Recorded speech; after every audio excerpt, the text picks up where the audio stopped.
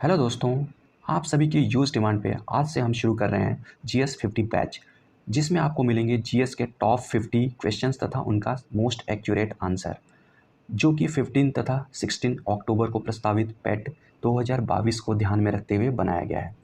इस practice session में आपको मिलेंगे डेली 50 जीएस के अति महत्वपूर्ण क्वेश्चन तथा उनके सबसे सटीक आंसर। नमस्कार दोस्तों, मैं अंकित आप सभी का स्वागत करता हूं पैट 2022 ओरिएंटेड इस सेशन में। हालांकि यह सेशन वनडे एग्जाम्स के सभी परीक्षाओं जैसे कि railway, group D, SSC, video इत्यादि के लिए भी उतना ही इंपॉर्टेंट है जितना पैट 2022 के लिए। सेशन का पहला क्वेश्चन है, भारतीय पुरातत्व सर्वेक्षण का गठन किसने किया था? जी हाँ दोस्तों, आपको बताना है आर्कियोलॉजिकल सर्वे ऑफ इंडिया है, उसका गठन किसने किया था? आपके ऑप्शंस हैं, option number A Alexander Cunningham, option number B William Jones, option number C James वर्गेस और option number D N P. Chakravarti. इसमें से करेक्ट आंसर आपको चूज़ करना है। इसका करेक्ट आंसर बताइए दोस्तों। इसका करेक्ट आंसर हो जाएगा option number A, that is Alexander, जहाँ दोस्तों Alexander Cunningham. Archaeological survey of India का गठन किसने किया था? अलेक्जेंडर कनिंघम, जो कि किया था, कब किया था इसने? 1861 ईस्वी में। ईयर भी आपको याद रखनी है। एक और क्वेश्चन हो सकता है, भारतीय पुरातत्व सर्वेक्षण जो विभाग है, इसका हेडक्वार्टर कहाँ पे है? आर्कियोलॉजिकल सर्वे ऑफ इंडिया का हेडक्वार्टर कहाँ पे है, ये आपको बताना है। तो इसका हेडक्वार्टर हो जाएगा, इसका हेडक्वार्टर है न्यू दिल्ली में। ये आपको याद रखना है, ये भी क्वेश्चन पूछा जा सकता है, इसलिए आपको इस चीज़ का भी ध्यान रखना है। हेडक्वार्टर कहाँ पे है? न्यू दिल्ली। ओके, चलिए नेक्स्ट क्वेश्चन पे चलते हैं। क्वेश्चन नंबर 2 है, सबसे पुराना उपनिषद कौन सा है? और आपके ऑप्शन है, ऑप्शन ए केना उपनिषद, ऑप्शन बी छांदोग्य उपनिषद, ऑप्शन सी मांडुक्य उपनिषद या फिर ऑप्शन डी ईश उपनिषद। इसमें से आपको बताना है सबसे पुराना उपनिषद क्या है। क्या दोस्तों, करेक्ट आंसर आप चूज़ करिए। इसका करेक्ट आंसर हो जाएगा ऑप्शन नंबर डी, ईश उपनिषद। ये सबसे पुराना है। अच्छा, आप लोग बताइए उपनिषद का मतलब क्या होता है? सबसे पहले उपनिषद का मतलब क्या होता है? उपनिषद का मतलब होता है गुरु के समीप बैठकर एकांत में सीखी गई विद्या। इसका मतलब होता है उपनिषद। उप मतलब पास, निषद मतलब पास में। आपको यहाँ बता दूं, टोटल उपनिषदों की संख्या है 108। टोटल 108 उपनिषद है, जिसमें से सबसे पुराना कौन सा हो गया? ईश उपनिषद। सबसे छोटा, ये भी याद रखिएगा, सबसे छोटा मांडुक्य उपनिषद। ये वाला है सबसे छोटा उपनिषद है। सबसे छोटा हो गया, अब सबसे बड़ा बताना है। सबसे बड़ा कौन सा उपनिषद हो जाएगा? सबसे बड़ा उपनिषद है ये वाला, ऑप्शन बी वाला है, छांदोग्य उपनिषद। सबसे बड़ा। ये क्या होगा? सबसे पुराना। और ये कौन सा है? मांडुक्य उपनिषद। मैंने क्या बताया? ये है सबसे छोटा वाला उपनिषद। ओके दोस्तों, चलिए नेक्स्ट क्वेश्चन पे चलते हैं। क्वेश्चन नंबर 3 है, चाणक्य का एक अन्य नाम क्या था? आपको बताना है इसमें से जो चाणक्य थे, जो चंद्रगुप्त मौर्य के गुरु थे, उनका एक दूसरा नाम क्या था? काफ़ी इजी क्वेश्चन है दोस्तों, आपको बता देना है। इसके ऑप्शंस हैं देववर्मन, विष्णुगुप्त, रामगुप्त या बृजेश्वर। जी हाँ दोस्तों, इसका करेक्ट आंसर चूज़ करना है। इसका करेक्ट आंसर हो जाएगा option number B, that is Vishnugupta. Chanakya का एक और नाम था विष्णुगुप्त, प्लस इसको कौटिल्य भी कहा जाता है। क्वेश्चन नंबर 5 है, निम्न में से कौन सी साहित्यिक कृति संस्कृत में रचित नहीं है? काफ़ी इजी क्वेश्चन है दोस्तों, इसके करेक्ट ऑप्शन आपको चूज़ करना है। तो देखिए ऑप्शन इसका काफ़ी सिंपल दिया है, अगर थोड़ा भी कॉमन सेंस आप यूज़ करेंगे। देखिए ऑप्शन क्या है, रत्नावली, तिरुकुरल, राजतरंगिणी और मेघदूत। देखिए सर, कॉमन सेंस अगर आप यूज़ करेंगे, देखिए ये तिरुकुरल, ये अजीब लग रहा है। बाकी सब देखिए रत्नावली, राजतरंगिणी, मेघदूत, ये संस्कृत के है। तिरुकुरल जो ये है तमिल में, ये तमिल भाषा का एक टेक्स्ट है, तमिल। इसकी रचना किसने की थी? इसकी रचना की थी तिरुवल्लुर ने। तिरुवल्लुर, ये इसके रचनाकार थे, जो कि ये तमिल भाषा में। इसको तिरुकुरल है, इसको शॉर्ट में कुरल भी बोला जाता है, कुरल सिंपली बताया जाता है।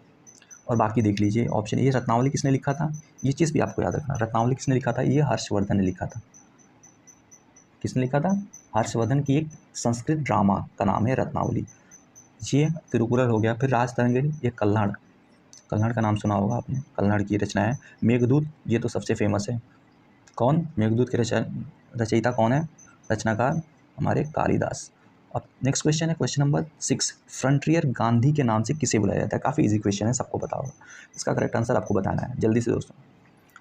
तो इसका करेक्ट आंसर हो जाएगा option number B, Khan Abdul Ghaffar Khan. इनको फ्रंटियर गांधी के नाम से भी बुलाया जाता है। महात्मा गांधी के नाम आप सबको पता है, सी राजगोपालचारी। राजगोपालचारी क्या है? Last governor general of India थे। लाला लाजपत राय, ये तो पता ही है। इनकी हत्या कब हुई थी? ये कब शहीद हुए थे? जब साइमन कमीशन वापस आया, इनके विरोध में इन पे लाठीचार्ज करा दिया था साड़स ने, इसलिए इनकी मृत्यु हुई थी। तो इसका आंसर हो जाएगा option number B, frontier Gandhi के नाम से किसको जाना जाता है? खान अब्दुल गफ्फार खान। इनका एक दूसरा भी नाम है, जैसे बच्चा खान और बादशाह खान। बच्चा खान जैसे नेक्स्ट क्वेश्चन में क्या है, चलिए नेक्स्ट क्वेश्चन पे चलते हैं। क्वेश्चन नंबर 7 क्या है? 7 क्या बोल रहा है? किस व्यक्ति को बादशाह खान के नाम से जाना जाता था? तो अभी मैंने बताया, जो खान अब्दुल गफ्फार खान जो फ्रंटियर गांधी थे, इनका दूसरा भी नाम था बादशाह खान, या फिर दूसरा क्या था, एक और तीसरा नाम बच्चा खान, इसका इनका नाम था। ओके, तो ये हो गया। अब क्वेश्चन नंबर 8 पे चलते हैं। काफ़ी इंपॉर्टेंट क्वेश्चन है। वह कौन सी ऐसी महिला थी या फिर महिला है जिसने स्वतंत्रता के लिए लड़ने हेतु भारतीय महिलाओं की जागृति में एक महत्वपूर्ण भूमिका निभाई और उसे भारत की कोकिला, ये सबको पता होगा, बचपन में पढ़ा होगा, भारत कोकिला सरोजिनी नायडू। इसका answer question number C. Next question है क्वेश्चन नंबर 9, निम्न में से कौन से स्वतंत्रता सेनानी ने जेल की दीवारों पर महाकाव्य कमला लिखा था? काफ़ी इंटरेस्टिंग क्वेश्चन है। याद हो, इसका करेक्ट आंसर आपको चूज़ करना है। ऑप्शन से आपको बता देता हूँ। ऑप्शन नंबर ए है Madan Mohan Malviya, option number B B D. Savarkar, C Sharad Chandra, या फिर डी बटुकेश्वर दत्त। याद हो, इसका करेक्ट आंसर हो जाएगा option number B, B D. Savarkar. इन्होंने कमला जो कि जेल में थे, उनकी दीवारों पे ये लिखा था। करेक्ट। नेक्स्ट क्वेश्चन है question number 10, lady with the lamp. काफ़ी मोस्ट इंपॉर्टेंट क्वेश्चन है दोस्तों। लेडी विद द लैम्प के नाम से किसे जाना जाता है? इसका आपको आंसर बताना है। तो लेडी विद द लैम्प ये बोला जाता है, ऑप्शन नंबर बी कौन है? Florence Nightingale. देखिए, इन्हीं के नाम पे हम नर्स दिवस मनाते हैं। नर्स दिवस कब मनाया जाता है दोस्तों?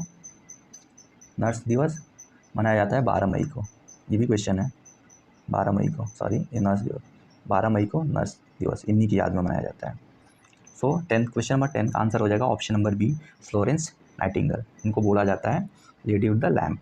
ओके, नेक्स्ट क्वेश्चन है क्वेश्चन नंबर 11, पूर्वी भारत की पहाड़ी पट्टी मेघालय मूल रूप से ... का हिस्सा था। आपको करेक्ट आंसर बताना है। जो मेघालय है वो पहले किस राज्य का हिस्सा था, क्योंकि इस ऑप्शन में राज्य का नाम दिया गया, इसमें से आपको बताना है। तो इसका करेक्ट आंसर हो जाएगा, सभी को पता होगा, Assam. Option number D Meghalaya है। मेघालय की राजधानी क्या है? मेघालय की राजधानी है शिलोंग राजधानी। अच्छा बताइए, शिलोंग किसी चीज़ का हेडक्वार्टर है? काफ़ी फेमस है, पता होगा, ITBP का नाम सुना होगा, सॉरी आसाम राइफल का हेडक्वार्टर शिलोंग में स्थित है। ये चीज़ भी आपको याद रखनी है। नेक्स्ट है क्वेश्चन नंबर 12, गारो खासी जयंतिया पहाड़ियाँ स्थित हैं। कहाँ पे स्थित हैं आपको बताना है। तो ये भी काफ़ी सिंपल क्वेश्चन है दोस्तों। ये मेघालय की पहाड़ियाँ हैं। ऑप्शन नंबर 20 का करेक्ट हो जाएगा, गारो खासी और जयंतिया। ऑप्शन नंबर बी सही हो जाएगा क्वेश्चन नंबर 12 का। अब नेक्स्ट क्वेश्चन पे चलते हैं। क्वेश्चन नंबर 13 है, निम्नलिखित में से कौन सा क्षेत्र टोडा जनजाति का मूल निवास स्थान है? दोस्तों ये टोडा, ये ट्राइब होती है, एक ट्राइबल का नाम पता होगा आपको, ST शेड्यूल ट्राइब। ये कहाँ की जनजाति है, ये आपको बताना है। इनका मूल स्थान क्या है? आपके ऑप्शन है नीलगिरी की पहाड़ियाँ, खासी की पहाड़ियाँ, कुमाऊँ पहाड़ियाँ, या फिर गढ़वाल पहाड़ियाँ। इसका करेक्ट आंसर हो जाएगा ऑप्शन नंबर ए, नीलगिरी की पहाड़ियाँ। नीलगिरी की पहाड़ियाँ क्या है? जहाँ पे वेस्टर्न घाट, इधर से वेस्टर्न घाट है, इधर से ईस्टर्न घाट, जहाँ पे मैच करते हैं, दोनों मिलते हैं। जैसे इधर वेस्टर्न घाट हो गया, इधर ईस्टर्न घाट। यहाँ पे नीलगिरी की पहाड़ी, जो कि कर्नाटका, तमिलनाडु और केरला के बॉर्डर पे, ज़्यादातर हिस्सा इनका तमिलनाडु प्लस केरला में ही है। यहाँ पे टोडा एक ट्राइब पाई जाती है। यहाँ पे बहुपति विवाह है, बहुपत्नी विवाह का आपने नाम सुना होगा, लेकिन यहाँ पे जो टोडा ट्राइब है, बहुपति विवाह का भी रिवाज है। ये चीज़ आपको ध्यान में रखनी है, क्वेश्चन आ सकता है। चलिए नेक्स्ट क्वेश्चन पे चलते हैं। 13 का आंसर क्या हो जाएगा आपका? ऑप्शन नंबर ए, करेक्ट। अब नेक्स्ट क्वेश्चन है क्वेश्चन नंबर 14, काली मिट्टी को किस मिट्टी के रूप में भी जाना जाता है? आपको इसका आंसर बताना है। काली मिट्टी का दूसरा नाम क्या है? आपके ऑप्शन है क्रिस्टलीय, रेगुर, बांगर या फिर आर्द्र। इसका करेक्ट आंसर हो जाएगा ऑप्शन नंबर बी। क्या? Option number B, regur. अच्छा, आपको बताइए काली मिट्टी, आपको पता होगा कपास की खेती होती है काली मिट्टी से। आपको बताना है जो कपास की फसल है वो किस टाइप की फसल है। इट मीन्स भारत में आपको पता हो मुख्यतः 3 टाइप की फसलें होती हैं। क्या? रबी की फसल, रबी सॉरी रबी, खरीफ और तीसरा है जायद। इसमें से कपास जो है किस में आता है? आपको कमेंट सेक्शन में ये चीज़ बतानी है। काफ़ी इंपॉर्टेंट क्वेश्चन है, ये भी एग्ज़ाम में बार बार आता है, इसलिए आपको पता होना चाहिए। मैं एंड में आंसर, इस सेशन के एंड में सबका आंसर बता दूंगा। हाँ, फिलहाल मैं इसका आंसर बता देता हूँ। कपास की जो खेती होती है वो कब खरीफ का जो सेशन होता है, खरीफ की जो फसल होती है उसके अंतर्गत आती है। ओके, चलिए नेक्स्ट क्वेश्चन पे चलते हैं। क्वेश्चन नंबर 15 है, इंदिरा गांधी नहर कहाँ से निकलती है? आपके ऑप्शन है सरदार सरोवर बांध से, उकाई बांध से, हरिके बांध से या फिर इंदिरा सागर बांध से। इसका करेक्ट आंसर क्या होगा जी आपको बताना है। तो इसका करेक्ट आंसर हो जाएगा option number C, that is Harike बांध। हरिके बांध कहाँ पे है? ये पंजाब में है, जो कि पंजाब में है, जो कि सतलज नदी है प्लस ब्यास, इनका जो संगम है जहाँ पे मिलती है वहीं पे हरिके बांध बनता है। यहीं से इंदिरा गांधी नहर निकलती है, जो पंजाब से होते हुए डायरेक्टली जैसलमेर, जो राजस्थान का सूखा इलाका है, रेतीला रेगिस्तान है, वहाँ पे बहती है। तो क्वेश्चन नंबर 15 का आंसर हो जाएगा finally option number C, that is Harike बांध। ओके दोस्तों, नेक्स्ट क्वेश्चन है क्वेश्चन नंबर 16। वर्ष 2011 की जनगणना के अनुसार भारत में गरीबी रेखा बीपीएल के नीचे का प्रतिशत क्या है? फैक्चुअल क्वेश्चन है, आपको पता होना चाहिए। इसका आंसर मैं बता देता हूँ। ऑप्शन नंबर 20 का करेक्ट सही हो जाएगा, करेक्ट आंसर हो जाएगा 22%। 2011 की जो जनगणना थी उसके अकॉर्डिंग बीपीएल धारकों का परसेंटेज कितना था? जी टोटल 22% थे। ओके, क्वेश्चन नंबर 17 हो गया। जिस बाजार में स्पर्धा की कमी हो उसे क्या कहते हैं? ये इकोनॉमी का क्वेश्चन है, अर्थशास्त्र का क्वेश्चन है। इसका आंसर आपको बताना है। आपके ऑप्शंस क्या दिया है इसमें? मोनोपॉली, ओलिगोपॉली, पूर्ण स्पर्धा या मार्केटाइजेशन। जिस स्पर्धा में पूछ क्या रहा है? जिस बाजार में स्पर्धा की कमी, कमी मतलब जहाँ पे स्पर्धा कम हो, मतलब किसी एक का, जैसे आपने सुना होगा टर्म मोनोपॉली। मोनोपॉली मतलब जहाँ पे एक ही कोई मालिक हो या फिर एक दो कम से कम मालिक हो।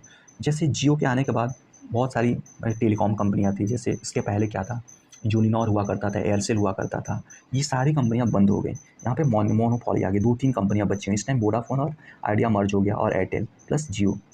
यहाँ पे मोनोपॉली मतलब बाजार में स्पर्धा की कमी हो रही है, इसको बोलेंगे। इसलिए इसका क्वेश्चन नंबर 17 का आंसर हो जाएगा ऑप्शन नंबर ए, मोनोपॉली। जहाँ पे, और इसका उल्टा हो जाता है बी, ओलिगोपॉली मतलब जहाँ पे एक से ज़्यादा स्पर्धा हो, मतलब बाजार में एक से ज़्यादा कॉम्पिटिटर्स हो। ओलिगोपॉली इसका उल्टा होता है। और मार्केटाइजेशन मतलब ग्लोबलाइजेशन, ये भी ऑलमोस्ट सेम ही है ये सब चीज़ें। बाकी मोनोपॉली मतलब जहाँ पे कम से कम कंपटीटर हों। चलिए इसका आंसर हो जाएगा ऑप्शन नंबर ए, मोनोपॉली। चलिए नेक्स्ट क्वेश्चन, क्वेश्चन नंबर 18 हो जाएगा। भारतीय रिजर्व बैंक, ये इकॉनमी का क्वेश्चन है। भारतीय रिजर्व बैंक द्वारा जारी किए जाने वाले 100 रुपये के नोट में निम्नलिखित में से कौन सी विशेषता है? आपके ऑप्शन है ऑप्शन नंबर ए, मूल्य वर्ग संख्या 100 देवनागरी में नहीं लिखी गई है। ऑप्शन बी, रानी की वाव की आकृति है। ऑप्शन नंबर सी है, भारतीय रिजर्व बैंक के गवर्नर के हस्ताक्षर नहीं है। या फिर ऑप्शन नंबर डी, नोट का रंग भूरा है।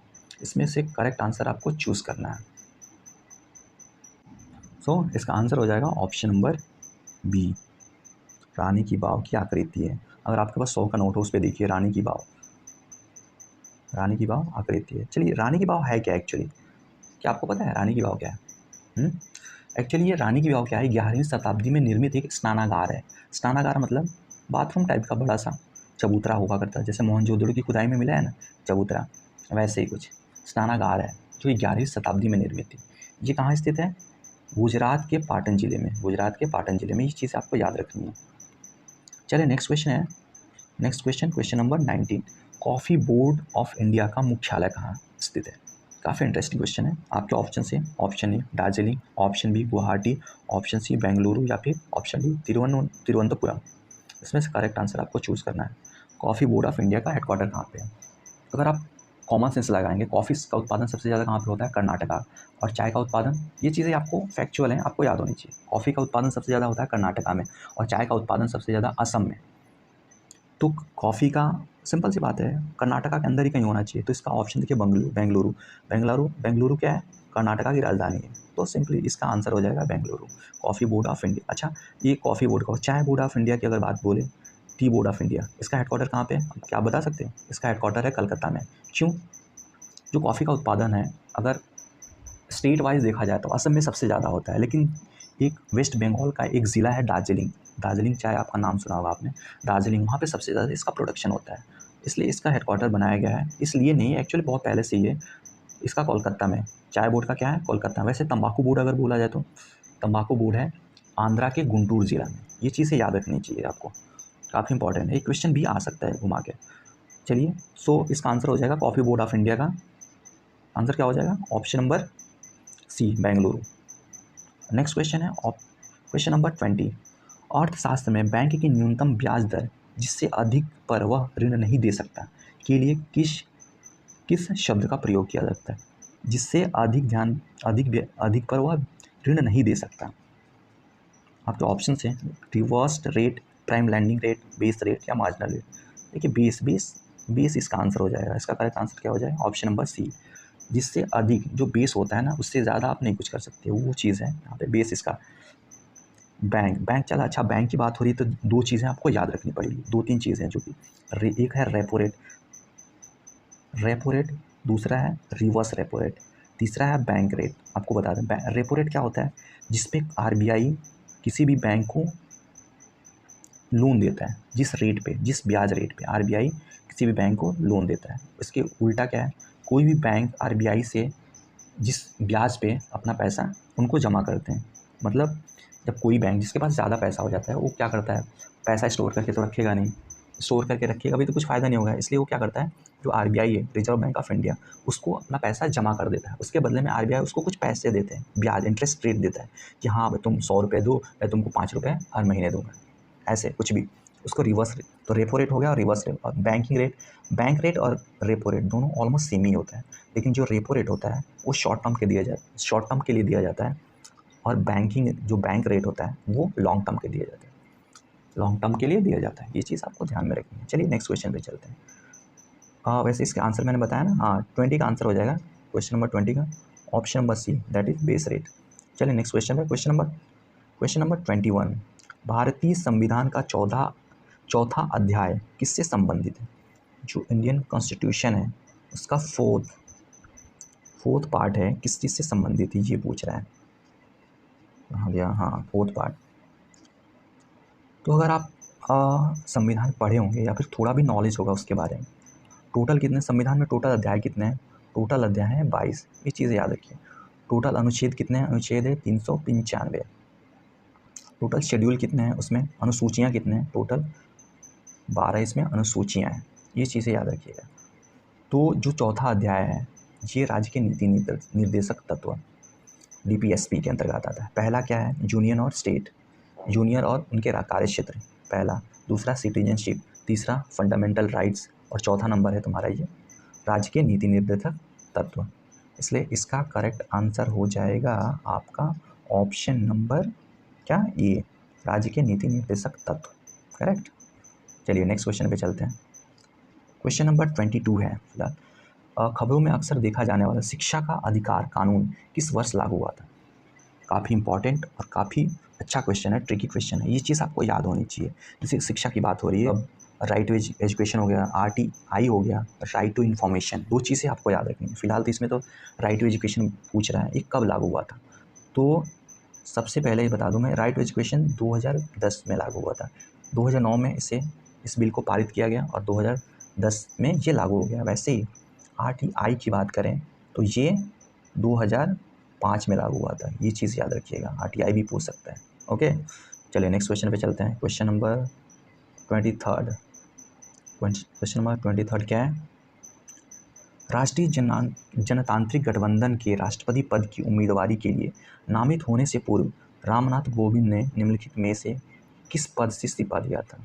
इसका आंसर हो जाएगा option number A, that is Bihar के राज्यपाल जो रामनाथ कोविंद थे राष्ट्रपति बनने से पहले ये बिहार के राज्यपाल हुआ करते थे, इसलिए इसका आंसर ये हो जाएगा। चलिए नेक्स्ट क्वेश्चन है क्वेश्चन नंबर 24।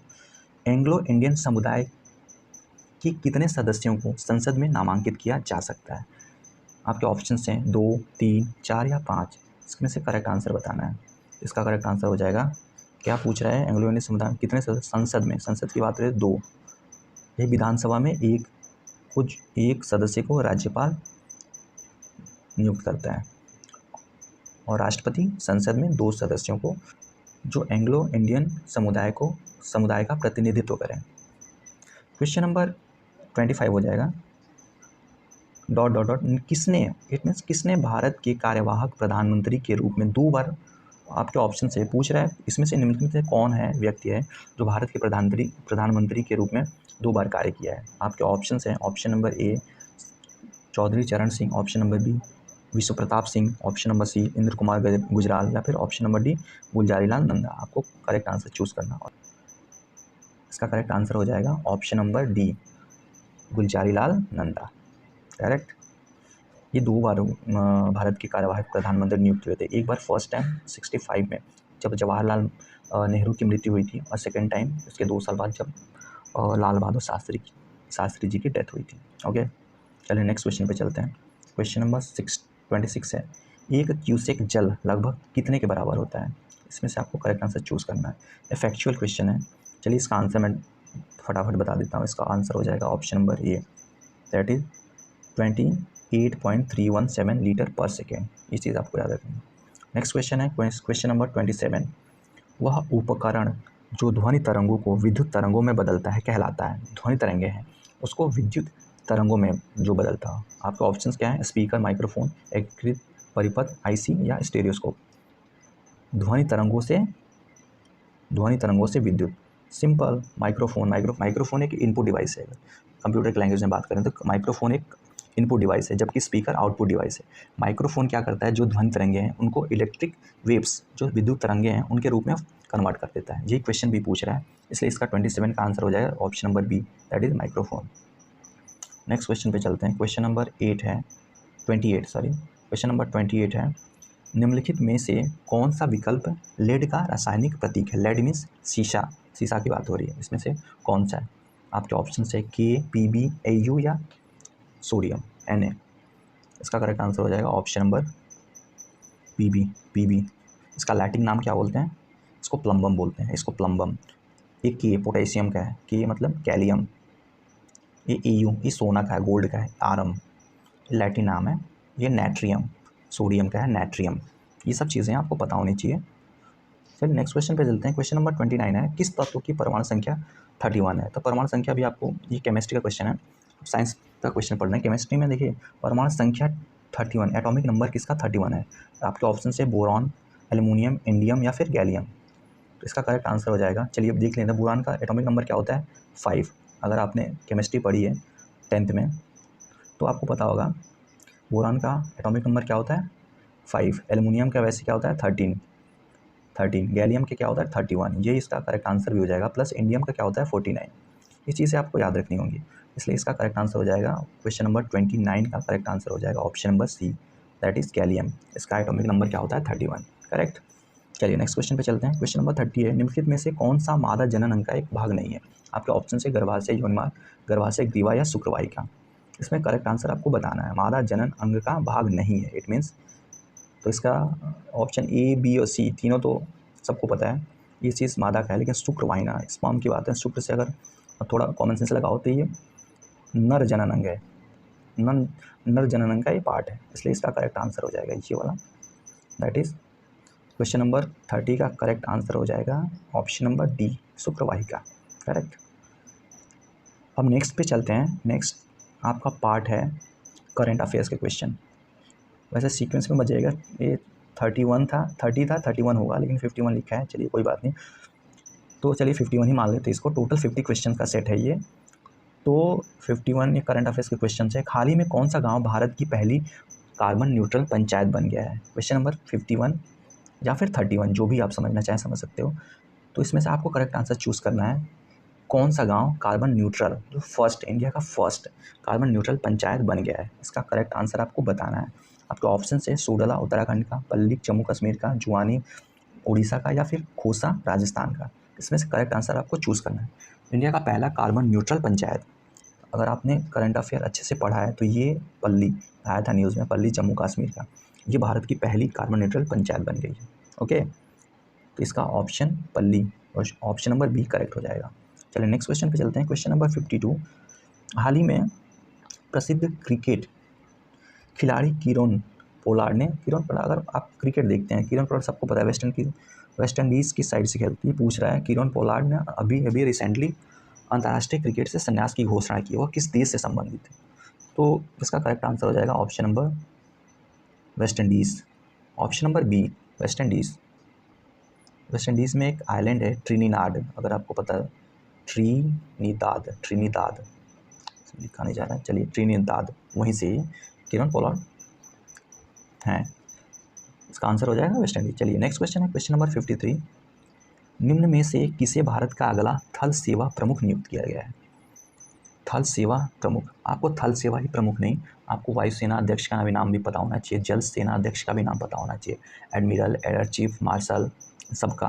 तो चलिए इसमें क्वेश्चन नंबर पूछ रहा है, इसमें थल सेना प्रमुख कौन है? करंट की बात हो रही है, तो इसका आंसर हो जाएगा ऑप्शन नंबर सी, एल, जो जनरल मनोज पांडे हैं, ये हमारे थल सेना अध्यक्ष हैं।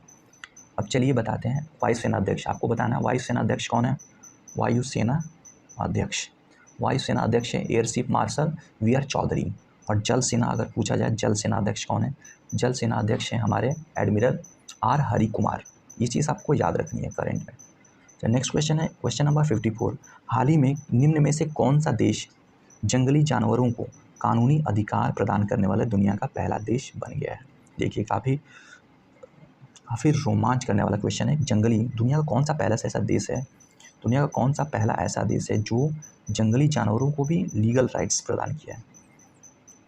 इसका करेक्ट आंसर हो जाएगा option number C, Ecuador. Ecuador अगर आप वर्ल्ड के मैप में देखेंगे तो ये साउथ अमेरिका में पड़ता है, लेफ्ट साइड वेनेजुएला के जस्ट नीचे। इक्वाडोर की कैपिटल क्या है? क्यूटो। ये चीज़ें आपको याद होनी चाहिए, क्यूटो इसकी कैपिटल है। ओके, तो क्वेश्चन नंबर 54 का आंसर हो जाएगा option number C, that is Ecuador. अब क्वेश्चन नंबर 55, निम्न में से किसे अंतर्राष्ट्रीय श्रम संगठन ILO के नए महासचिव के रूप में नियुक्त किया गया है? महानिदेशक के रूप में, ILO के नए महानिदेशक के रूप में नियुक्त किया गया है, ये आपको बताना है। आपके ऑप्शन हैं, option A Gilbert Houngbo, option B Mokgweetsi Masisi, option C Paul Biya, option D Idriss Deby. इसमें से करेक्ट आंसर आपको चूज़ करना है। तो ILO है, इंटरनेशनल लेबर ऑर्गेनाइजेशन, इसके महानिदेशक किसको नियुक्त किया गया है? ये करंट का क्वेश्चन है, तो इसका आंसर हो जाएगा option number A, that is Gilbert Houngbo. जी वाला ये मूल रूप से कहाँ का निवासी है आप बता सकते हैं? ये टोगो के अफ्रीका कॉन्टिनेंट है, गल्फ ऑफ गिनी जस्ट उसके ऊपर लोकेटेड है। अगर आप वर्ल्ड मैप से अच्छे से वाकिफ़ है तो आप समझ सकते हो, टोगो से ये मूल रूप से टोगो के हैं। चलिए क्वेश्चन नंबर 56 देखते हैं। 94वें मतलब 94वें ऑस्कर अवार्ड 2022 के अंतर्गत निम्न में से किसे सर्वश्रेष्ठ अंतर्राष्ट्रीय फीचर फिल्म का पुरस्कार मिला है? काफ़ी इंटरेस्टिंग क्वेश्चन है दोस्तों। इसमें आपके ऑप्शन हैं the Kashmir files, west side story, drive my car, या फिर सुसाइड स्क्वाड। वो करेक्ट आंसर चूज़ करना है। ऑस्कर 2022 में सर्वश्रेष्ठ अंतर्राष्ट्रीय फीचर फिल्म का अवार्ड किसे मिला है? इसका करेक्ट आंसर आपको बताना है। चलिए इसका करेक्ट आंसर बता देता हूँ। इसका करेक्ट आंसर हो जाएगा option number C, drive my car. और एक चीज़ और, इसका बेस्ट एक्टर का अवार्ड, इसी में से अगर पूछा जाए बेस्ट एक्टर का अवार्ड किससे मिला था? Will Smith. Best actor will Smith. Best actress कौन थी आपको बताना है कमेंट सेक्शन में। चलिए नेक्स्ट क्वेश्चन पे चलते हैं।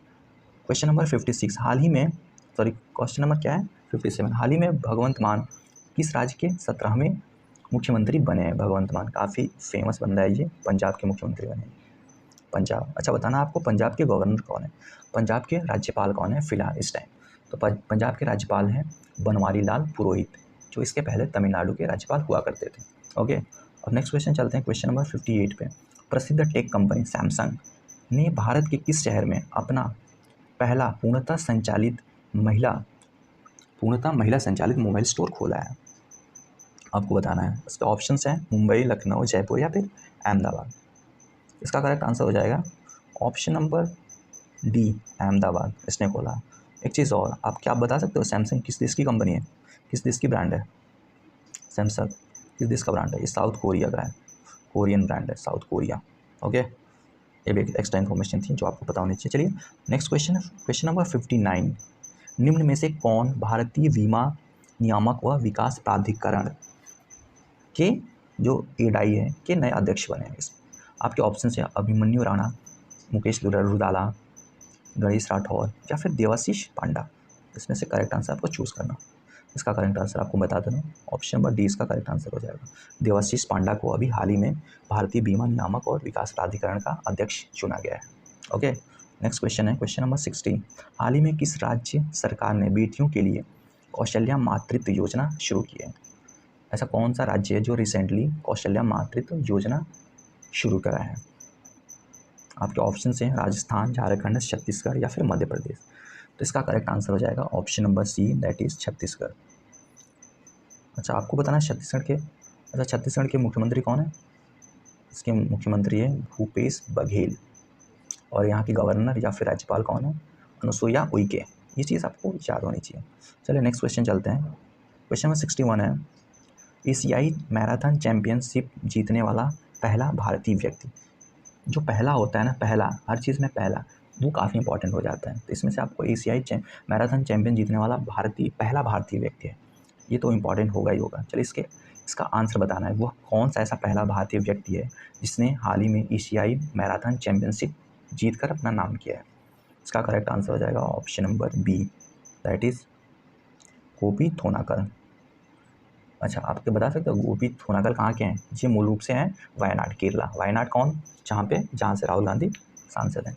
चलिए नेक्स्ट क्वेश्चन चलते हैं। क्वेश्चन नंबर 62 क्या है? T20 अंतर्राष्ट्रीय क्रिकेट में 2000 रन बनाने वाली पहली भारतीय महिला क्रिकेटर कौन है? आपको बताना है। T20 में जो पहली, फिर से पहला आ गया ना, जो पहला होता है ना, पहला भारतीय, पहला, वो काफ़ी इंपॉर्टेंट हो जाता है।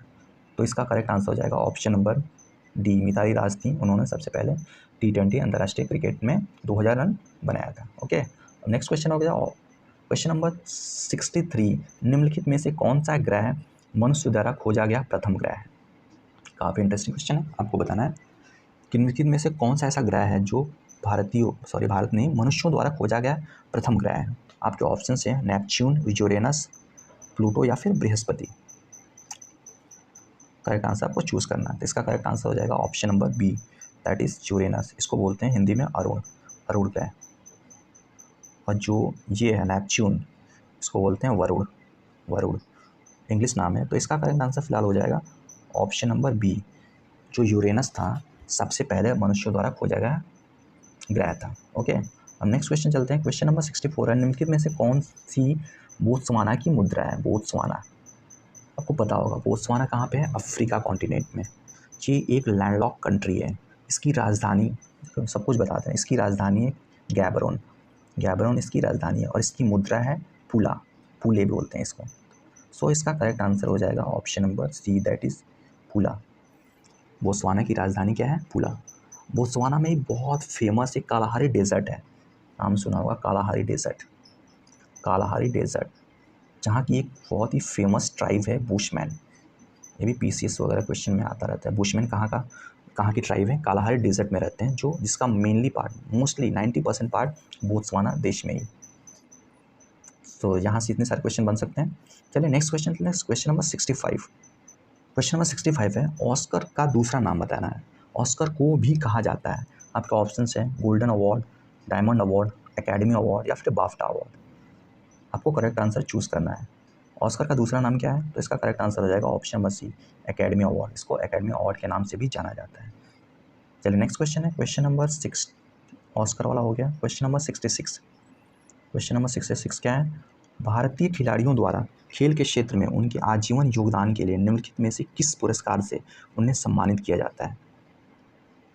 आपके ऑप्शन हैं, ऑप्शन ए ध्यानचंद पुरस्कार, ऑप्शन बी इंदिरा गांधी पुरस्कार, ऑप्शन सी सरदार पुरस्कार या फिर ऑप्शन डी द्रोणाचार्य पुरस्कार। इसमें से करेक्ट आंसर चूज़ करना है।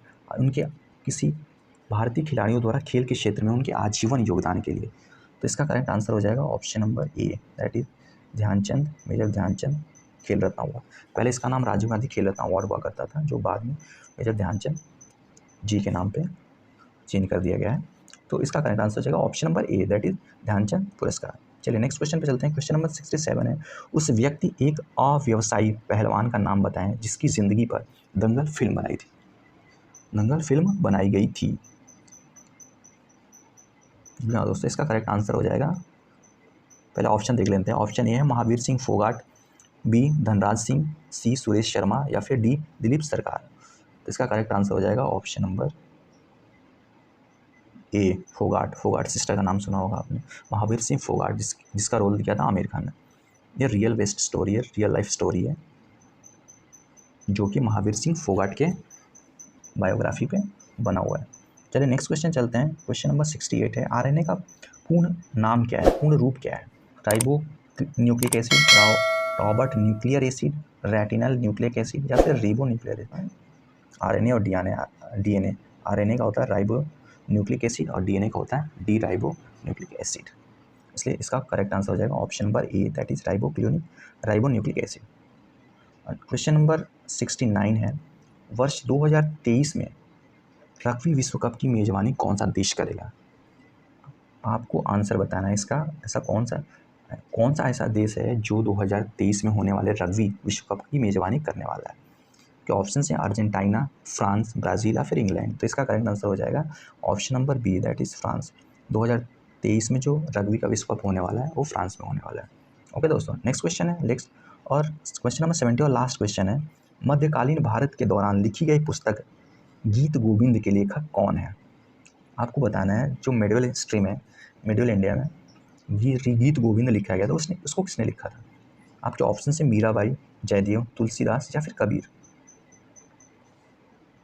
तो इसका करेक्ट आंसर हो जाएगा option number B, that is Jaydev ने लिखा था गीत गोविंद। सो ये था आज के टॉप 50 जीएस के क्वेश्चन। आपको कमेंट करके बताना है आपके कितने क्वेश्चन आपने अच्छे से कर लिए और कितने क्वेश्चन आपके गलत हो रहे हैं। साथ ही ये भी बताएं ये सेशन आपको कैसा लगा। मिलते हैं फिर नेक्स्ट सेशन में, नेक्स्ट प्रैक्टिस सेट में। तब तक के लिए जय हिंद।